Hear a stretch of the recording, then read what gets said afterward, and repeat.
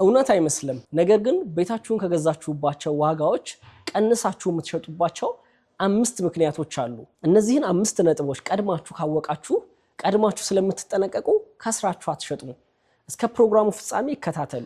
በመጀመሪያ የምናየው ለምሳሌ እኛ ያገዛነው አካባቢ ላይ ፕላኖች ሲቀያየሩ እኛ ስንገዛ ጥሩ ነው ያልነው አካባቢ እኛ የገዛንበት አካባቢ ላይ ያሉ ነገሮች ሊቀያየሩ ይችላሉ። በተለያየ ነገር በመንግስት ሊሆን ይችላል፣ በግለሰብ ሊሆን ይችላል። በተለያየ ምክንያቶች የአካባቢው ፕላን ሲቀያየር ለምሳሌ እኛ የገዛነው ጥሩ ቫልዩ ነው ያለው አካባቢው የመኖሪያ መንደር ነው ብለን በኋላ ላይ ምናልባት ኮሜርሻል ያሉባቸው አካባቢዎች እንዲሆኑ ቢደረግ አካባቢው ምናልባት ፋብሪካዎች ቢገነቡ የተለያዩ ነገሮች ሊኖሩ ይችላሉ። በተለይ ከዳውንታውን ውጭ ያሉ አካባቢዎች ላይ ይሄ ነገሮች ይከሰታሉ።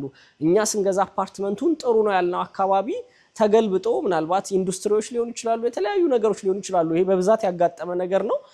እንደዚህ አይነት ችግሮች ሲያጋጥሙ የአካባቢው ተፈላጊነት ሲቀንስ ከገዛንበት ቫልዩ ሊቀንስ ይችላል። ምክንያቱም በኋላ ላይ እኛን የሚገዛን ሰው እነዛን ነገሮች አካባቢውን እንዳይፈለጉ ያደረጉ ነገሮች ከተገነቡ በኋላ ስለሚሆን የአካባቢው ቫልዩ ሊቀንስ ይችላል። አንደኛው ነገር ይሄ ነው። ሌላው ያው በዚህ ስር የምናየው በተለይ መሀል ከተማ ላይ ያሉ አፓርትመንቶች ላይ የሚከሰት ነው። ለምሳሌ እኛ ስንገዛ የሚለማ አካባቢ ይሆናል። አካባቢዎቹ የቀበሌ ቤቶች የሚበዙባቸው ያለሙ አካባቢዎች የሚበዙባቸው ሆኖ ምናልባት የኛ አፓርትመንት መሀል ላይ ሊሆን ከነዛ መሀል ላይ ሊገኝ ይችላል። እኛ ስንገዛው እንግዲህ ያን ቤት አይ ቆንጆ ነው መሀል ከተማ ነው ብለን እንገዛለን። ነገር ግን እነዛ አካባቢዎች በሙሉ ተፈርሰው ድጋሚ እንደ አዲስ መልማታቸው አይቀርም። ስለዚህ ቫልዩ ሊቀንስ ይችላል። ለምን ሊገዛን የመጣ ሰው ገና ሚለማ ገና ፈርሶ የሚሰራ አካባቢ መሆኑን ሲያይ እየፈረሰ መሆኑን ሲያይ ገና የተጀመሩ ብዙ ኮንስትራክሽኖች መኖራቸውን ሲያይ ፍላጎቱን ሊያጣ ይችላል። ከገዛንበት ቫልዩ እንዲቀንስ ሊያደርግ ይችላል። ስለዚህ የምንገዛው አፓርትመንት ምን አይነት አካባቢ ላይ ነው ያለው? ይሄ አካባቢ ሰው ሁሉ ያው የሚሸጥልን ሰው መልማቱ አይቀርም የዛሬ 2 ዓመት 3 ዓመት ይለናል። ግን በምን ያህል ዓመት ነው ያ ነገር የሚለማው? በኋላ እኛ ቤታችንን ተረክበን መኖር ከጀመርን በኋላ እኛን ሊገዛ የሚመጣ ሰው እነዛን ነገሮች ኖቲስ ያደርጋል። እዚህ አካባቢ እየፈረሰ ነው፣ ምንድነው የቀበሌ ቤት ነው ምንድነው ያለው የሚለውን ነገር ኖቲስ ያደርጋል። ስለዚህ አፓርትመንት በምንገዛበት ሰዓት ላይ በተቻለ መጠን አካባቢ አለቀለት ቢሆን የለማ ቢሆን ብዙ አዲስ የሚሰሩ ነገሮች ባይኖሩ ተመራጭ ይሆናል ማለት ነው። በአካባቢ ተፈላጊነት መቀነስ ውስጥ እንደ 3ኛ ነጥብ አድርገን የምናየው አካባቢው ክራውድድ መሆን ወይም ቢዝነስ ኤሪያ መሆን። በብዛት ይሄ መሀል ከተማ ላይ ያሉ አፓርትመንቶች ላይ የሚከሰት ነው።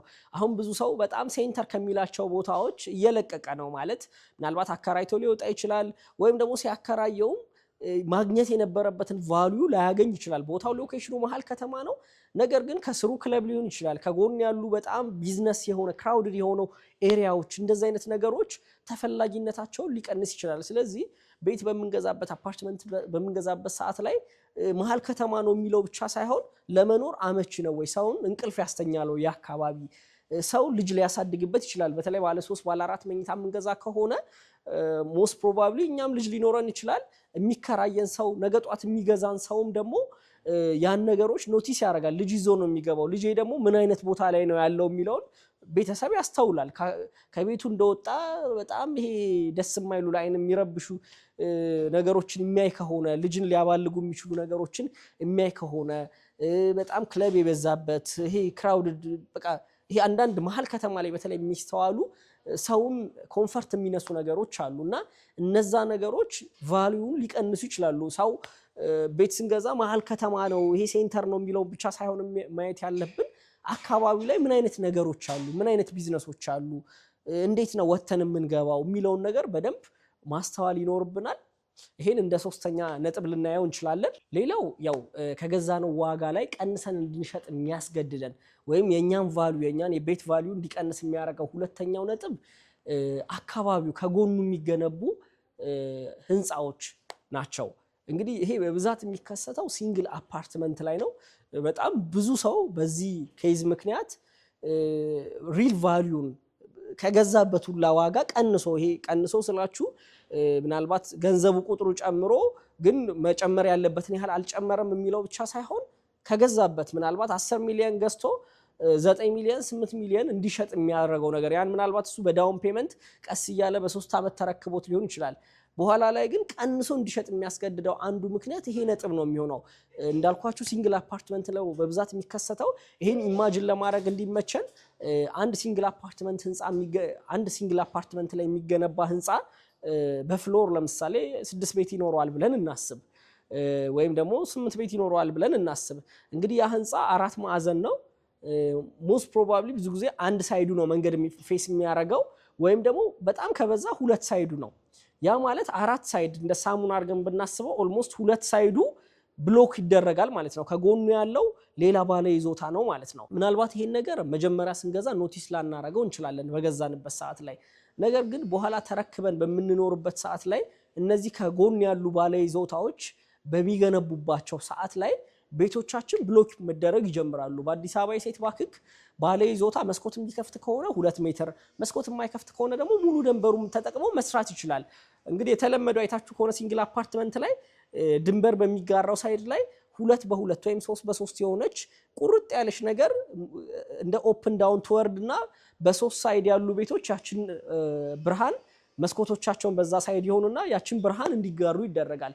ይሄ ነገር በጣም ብዙ ሰውን ያከሰረ ነገር ነው። በቻልነው መጠን መንገድ የሚያገኘውን ሳይድ ቤት እንምረጥ። ካልሆነ ግን በብዛት በዚህ ችግር ምክንያት ሰው በጣም ከስሮ እየሸጠ ነው፣ ወይም ደግሞ ሲኖር መሀል ከተማ እየኖረ ግን ጨለማ ቤት ውስጥ እየኖረ ነው። ይሄን ነገር በደንብ ማስተዋል አለብን። ያ ማለት ለምሳሌ መንገድ የሚያገኘው አንድ ሳይድ ከሆነ 75 ሳይድ ላይ ያሉ ቤቶች ወይም ምናልባት ከ8ቱ ቤቶች ኦልሞስት 6ቱ ቤቶች ጨለማ ናቸው ማለት ነው ወደፊት። ምናልባት ደግሞ በሁለት ሳይድ መንገድ የሚያገኝ ከሆነ በፍሎር 8 ቤት የሚኖረው ከሆነ ኦልሞስት 4ቱ ቤቶች ጨለማ ናቸው ማለት ነው። ሳሎናችን ብርሃን አግኝቶ መኝታ ቤቶቻችን ጨለማ ነው የሚሆኑት፣ ወይ መኝታ ቤቶቻችን ብርሃን አግኝተው ሳሎናችን ጨለማ ሊሆን ይችላል። አንዳንዴ እንደውም ያው ዲዛይን ላይ እንግዲህ የዲዛይን ክፍተት ሊሆን ይችላል። ጭራሽ በጎረቤት ድንበር በሚጋራን ሳይድ ላይ ባልከኒ ያለው እንባላለን። ያ ባልከኒ እንግዲህ ኢማጂን አድርጉ፣ በሜትር ከ50 ርቀት ወይ በ2 ሜትር ርቀት ግድግዳ አለው። ምንድነው በዛ ባልከኒ ቁመን ምንድነው የምናየው? ግድግዳ ነው የምናየው ማለት ነው። ጨለማ ውስጥ ነን ማለት ነው። ያ ፋንክሽናል አይደለም። እና ብዙ ሰው በዚህ ምክንያት ቤቱን በጣም በርካሽ ዋጋ ሽጦ የሚወጣበት ሚስ አለና በተለይ መሀል ከተማ የምንገዛ ሲንግል አፓርትመንት ላይ አፓርትመንት የምንገዛ ሰዎች በኋላ ላይ ምን ያጋጥመናል የሚለውን ነገር በደንብ ቼክ እናርግ። እኛ የምንገዛው ቤት ሳይድ ላይ ነው ያለው፣ መንገድ ሳይድ ላይ ነው ያለው ወይስ ወደ ግቢ የሚያይ? ግቢ ስላችሁ እንግዲህ ከጎኑ ምናልባት ቪላ ሊሆን ይችላል፣ ባዶ መሬት ሊሆን ይችላል። ያ ማለት ግን አይገነባም፣ ወደፊት አይገነባም ማለት አይደለም። ምናልባት እኛ ቤቱን እስክንረከብ ድረስ ከጎኑ ያሉ ባለ ይዞታዎች ትልቅ የሆነ ህንፃ ሊገነቡ ይችላሉ። እኛ ብለን ማሰብ ያለብን መንገድ ከሚያገኘው ሳይድ ውጭ ያሉ ቤቶች የምንገዛቸው ቤቶች ጨለማ እንደሆኑ ማወቅ አለብን። ስለዚህ ምርጫችንን ማስተካከል አለብን ማለት ነው። ሶስተኛው ነጥብ የሚሆነው የኳሊቲ ችግር ነው። የኳሊቲ ችግር ብዙ ሰው በተለይ ከዋጋ ተያይዞ የሚሸወድበት ነገር ነው። ብዙዎቻችን ዲቴል መረጃ አይኖረንም። ምንድነው ኳሊቲው? በምን አይነት ኳሊቲ ነው የሚገነባው? ምን አይነት ኮንስትራክሽን ነገሮችን ነው ሪል ስቴቱ የሚጠቀመው? በትክክል በሚገባው ኳሊቲ እየገነባ ነው ወይ? አቅም አለው ወይ? ያ ካምፓኒ ምን አይነት ኮንትራክተር ነው የሚያሳትፈው? እነዚህ ነገሮች በደንብ መመለስ ይኖርብናል። ብዙውን ጊዜ የሚስተዋለው እዚህ ነጥብ ላይ ሰው ለምሳሌ 150 ሺህ በካሬ የሚባል ቤትና 50 ሺህ የሚባል ቤት ከጎኑ እኩል ከጎን ለጎን ቢሆን ይሄኛው ለምንድነው 150 ሺህ የተባለው ይሄኛው ለምንድነው 50 ሺህ የተባለው የሚለውን መጠየቅ አለብን።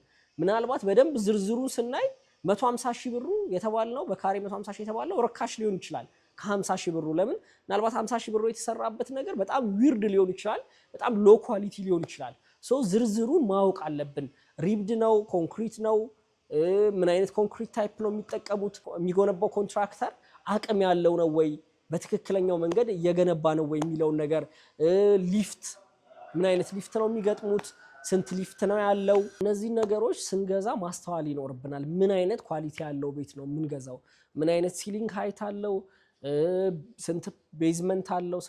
ምን ያህል መኪና ማቆሚያ ይችላል? ለምሳሌ እኛ ስንገዛ አይ በቂ ቤዝመንት አለው ተብለን ገዝተን በኋላ ላይ የሚገዛን ሰው ግን በቂ ነው ብሎ አይደለም የሚገዛን። እሱ እናንተ ከተረከባችሁ በኋላ እያማረጠ የሚገዛ ስለሆነ ዲቴል ነገሮችን ያያል። በቂ የሆነ ፓርኪንግ ከሌለው ዋጋ ይቀንስባችኋል ማለት ነው። የከርሰ ምድር ውሃ ከሌለ ዋጋ ይቀንሳል ማለት ነው። እያንዳንዱን ዝርዝር ነገር እኛ ከተረከብን በኋላ እኛ ስንገዛው ምናልባት በውል ደረጃ ብዙ ኖቲስ ነገር ሳናደርግ ሊሆን ይችላል የምንገዛው። ያ ሰው ግን ከተረከባችሁ በኋላ እያየ ነው የቤቲንግ ኳሊቲ እያንዳንዱ ዲቴል ነገር እያጣራ ነው የሚገዛን። ስለዚህ የምንገዛው ቤት ምን አይነት ኳሊቲ አለው፣ ፓርቴሽኑ ምን አይነት ነው፣ ግላሶቹ ምን አይነት ናቸው፣ እነዚህ መስኮቶች በምን አይነት ደብል ግሌዝድ ናቸው፣ ሲንግል ናቸው፣ ምንድነው ቤቱ ሳውንድ ፕሩፍ እንትኖች አሉት ወይ ሜትዶች አሉት ወይ ከግላስ አንፃር ከፓርቲሽን አንፃር ምን አይነት ነገሮች አሉ የሚለው ነገር በደንብ በዝርዝር ማየት ይኖርብናል። ይሄ ነገር እንግዲህ ከገዛንበት ዋጋ ቀንሰን እንድንሸጥ የሚያደርግ አንዱ ነጥብ ይሆናል ማለት። አራተኛ ነጥብ የሚሆነው እኛ የገዛንበት ዋጋና የተጋነነው ቫልዩ ያለው ነገርና እውነታው ምንድነው የሚለው ነገር ነው። አራተኛው ነጥብ የሚሆነው እንግዲህ አንዳንዴ ተሸውደን የሚሆን ይችላል። ለምሳሌ ሎኬሽኑ በጣም ተጋኖብን የተወራው ነገር ሪያሊቲው መሬት ላይ ያለው ነገር ምንድነው የሚለው ነገር ሳናስተውል ቀርተን በኋላ ላይ ያ ቫልዩ ካልሆነ ቀንሰን ልንሸጥ እንችላለን። ማለት ምንድነው አንዳንዴ በፕሮሞሽን ሊሆን ይችላል ወይም ደግሞ እኛ ዲቴል ባለማጣራታችን ምንድነው የሚለው ነገር በዝርዝር ባለማወቃችን ምክንያት የተጋነነ ቫልዩ ይጠራልንና እኛ በዛ ዋጋ እንገባለን። በኋላ ግን የሚገዛው ሰው ይሄን ነገሮች ኖቲስ ስለሚያደርግ ወደድንም ጠላንም እኛ በገበያው ዋጋ ነው ልንሸጥ የምንችለው። ጎረቤቶቻችን በሚሸጡበት ዋጋ ነው የምንሸጠው። እኔ የገዛሁት 30 ሚሊዮን ስለሆነ የግዴታ 30 ሚሊዮን ይሸጣል አይደለም። ገበያው ነው 30 ሚሊዮን ነው 20 ሚሊዮን ነው 10 ሚሊዮን ነው የሚለውን የሚወስነው። ስለዚህ ሳናስበው በስተት ሊሆን ይችላል በጣም በተጋነነ ቫልዩ ይገዛና ያ ቤት በኋላ ላይ ምናልባት ልክ ልንሸጠው ገበያ ስናወጣ ያን ቤት ወይ ልናከራየው ሊሆን ይችላል። ብቻ በሆነ መንገድ ወደ ገበያ በምንወጣበት ሰዓት ላይ የዛ ቫልዩ ወረደ ሆኖ እናገኘዋለን። እኛ ግን ስንገዛ በጣም በሆይሆይታ በፕሮሞሽን በተለያየ ነገር ወይ እንግዲህ በደንብ ባለማጣራታችን ምክንያት የዛ ቫልዩ ምንድነው ሪል ቫልዩ ምንድነው የሚለው ነገር ባለማጣራታችን ምክንያት ቀንሰን ልንሸጠው እንችላለን። ስለዚህ በቻልነው መጠን ትክክለኛ ነው ወይ ይሄ የተጠራልን ዋጋ ተገቢ ነው ወይ? ያ ማለት ውድ ስለሆነ ብቻ አይደለም። ለምሳሌ በካሬ 70 ሺህ ብር ነው ወይ 60 ሺህ ብር ነው የተባለው ቤት ወይም ደግሞ በካሬ 100 ሺህ ብር ነው የተባለው ቤት ከቫልዩ አንፃር ከዛ በታች ሊሆን ይችላል። 70 ሺህ ተብለን በካሬ ምናልባት የዛ ቫልዩ ግን 60 ሺህ ብር ሊሆን ይችላል። በኋላ ተረክበን ልንሸጥ በምንነሳበት ሰዓት ላይ የግዴታ ወደ ትክክለኛው ቫልዩ እንወርዳለን ማለት ነው። ያ ማለት ከስረን ልንሸጥ እንችላለን ቤታችንም ማለት ነው። ስለዚህ በቻልነው መጠን ዋጋው ይገባዋል የሚለው ነገር ማጣራት ይኖርብናል። አምስተኛው ነጥብ የሚሆነው ህጋዊነት ነው። ህጋዊነት የሚለው ነገር በተለያየ መልኩ ልናየው እንችላለን። እንግዲህ ይሄ በዚህ ነጥብ ብዙዎች ተሸውደዋል። ማለት ምንድነው ማጣራት ያለባቸውን ነገር ሳያጣሩ በመግባታቸው ተሸውደዋል። ለምሳሌ ግለሰቡ አፓርትመንቱን የሸጠልን ግለሰብ ካርታውን ተበድሮበት ሊሆን ይችላል። እሱ ነገር ሳናጣራ ከገባን ምናልባት ካርታችንን ለማግኘት 10 ዓመትም ላይበቃን ይችላል። እንግዲህ ያው የሸጠልን አልሚ እስኪሰጠን ድረስ መቆየት ይኖርብናል። በኋላ ላይ እኛ በሩን ፈልገ ነው ልንሽጥ ብለን ስንነሳ ካርታ የለውም። ስለዚህ ካርታ የሌለውን ቤት ደግሞ ሰው ሊገዛ የሚችለው በጣም ዝቅ ባለ ዋጋ ነው ማለት ነው። ያን ሪስክ ልውሰድ ብሎ የሚመጣ ሰው ዋጋውን ሰብሮ ነው የሚገባው ማለት ነው። ስለዚህ በቻልነው መጠን ሌጋሊቲ የሆኑ ነገሮችን ማጣራት አለብን። ተጨማሪ ያው የምን ያህል ዓመት ሊዝ ተከፍሎበታል። አንዳንዴ አሁን እኛ ሊዙ ምን ያህል ተከፍሏል ብለን ሳንገባ ሊዝ ያልተከፈለበት ወይም ጥቂት ዓመት ብቻ የተከፈለበት ቤት ውስጥ አፓርትመንት እንገዛና በኋላ ላይ ግን የሚገዛ ሰው ያን ነገር ያየዋል። የሚያየው ነገር ስለሆነ ኦልሞስት ያለቀ ስለሆነ የተረከበ ቤት ላይ ካርታውን ምኑን ቼክ ሲያደርግ የሊዙ ምን ያህል ዓመት ነው እነዚህ ነገሮች ሲያጣራ ዋጋውን እንዲቀንስ ሊያስችለው ይችላል። ተጨማሪ ደግሞ አልሚው የተፈቀደለትና ያልተፈቀደለት ነገር ሊኖር ይችላል።